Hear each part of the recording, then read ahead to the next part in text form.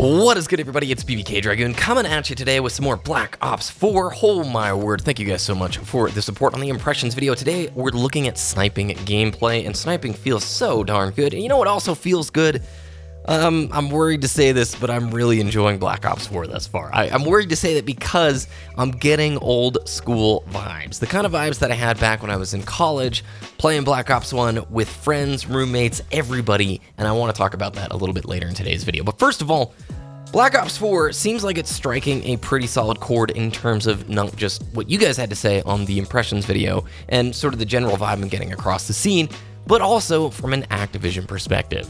So Black Ops 4 has set a brand new record for Activision, the biggest day one digital release in Activision's history. Now, I take that on two levels. Number one, yeah, I think everybody's been pretty excited for Black Ops 4. The Blackout mode, the streamers' interest, especially, the Battle Royale streamers' interest, probably pushed those numbers up a bit. But look at the trend that the entire industry is going. I mean, how many of you guys pre-order games so you can get access to, like, the beta, and then you want to have the game pre-installed on your console or on your PC so that when it's go time, you just launch, you go, and you play. I know there's a lot of people who still do care about physical editions. Epos Vox, one of my good friends, always is trying to get physical editions.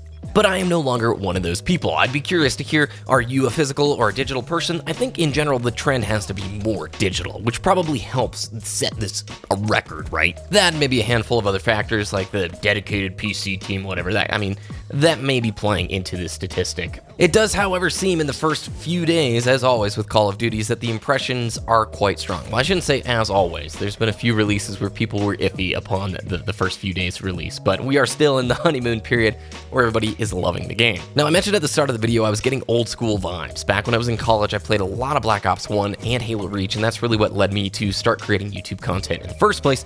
But there's something I've always admired, at least with the Treyarch Call of Duties, and that was sort of their mass appeal. It is so easy to hate on the Call of Duty franchise because of a lot of Activision business practices, and let's face it, this is the money printing factory where they've got the Call of Duty stamp every single year, makes a gajillion dollars. Doesn't always take leaps and bounds forward in terms of development or even progression. Some years take steps back, looking at Infinite as a prime example.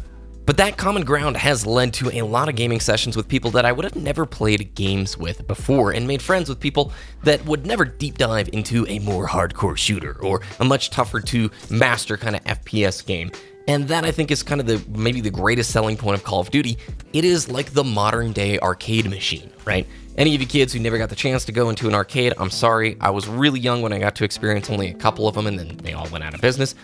But it's just this hub, this gathering place, especially those of you in the FGC community, where you can go and you can play games, and it's this unifying place to meet other people with similar interests. And I think Call of Duty, for many people, has been that, because, your 46-year-old friend can play Call of Duty with the 17-year-old person who's in high school or whatever. It's one of these things that sort of has transcended at least the niche gamers into the more mainstream side of things. And that's partly what I think is still pretty cool about the franchise. The ability to play and meet and talk to people that you never really would have played other games with, right? You're not going to bump into these guys on StarCraft 2. They're not going to probably be booting up like Counter-Strike with you. They're not maybe in that same realm, but they do sit down and play Call of Duty with their friends. And that's something I miss in today's super esport-driven world. It seems like performance and practice and dedication to the game has really been the focus for a lot of FPS games the last, 5 years? The trend of the industry itself is to chase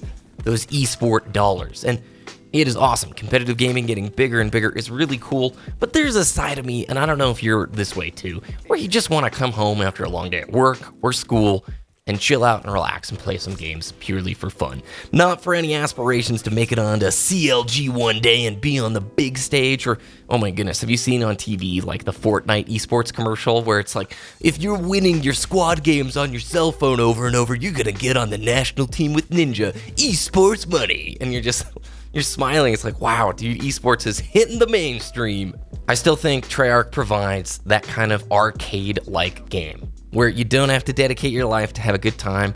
Yes, there's a skill gap. It's not the same as other esports-oriented titles, but it's a fun game that you can play with a wide range of people and make friends in the process. It seems like every YouTuber started with Call of Duty at some point, like the gaming YouTuber scene, if you've been around for 6-7 years. And so I would wager a lot of viewers it's probably similar for you. Many of you maybe started watching YouTube back in the COD heyday, 2010, 2011, or whatever on YouTube. And if you did, I would love to hear about it in the comments below. Just your thoughts on this whole topic. I mean, if you hate COD's guts, that's fine too. I can hear from that. But I also want to hear from people who've, experienced what I'm talking about here. Maybe games as a common ground to make friends that you normally wouldn't have the chance to talk or play with. Let me know what you think. Thanks for watching this video. If you enjoyed, thumbs it up, subscribe for more. Please follow me over on Twitter at BBKDRAGOON. Say hi to me. I like saying hi and chatting with you guys over there. Have a good day, and I'll talk to you next time.